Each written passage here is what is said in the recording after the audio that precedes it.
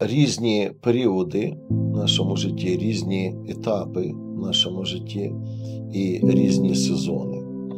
І у тебе були такі періоди і сезони, про які в Біблії написано: колишній час принизив твоє життя.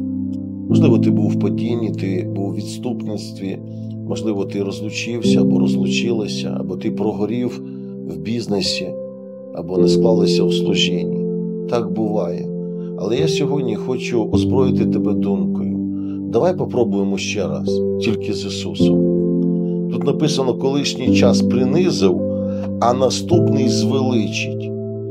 І наступний сезон, хай він буде у тебе з Ісусом, з Божим благословенням, з Божою благодаттю, з Божою милістю, з Божою щедростю.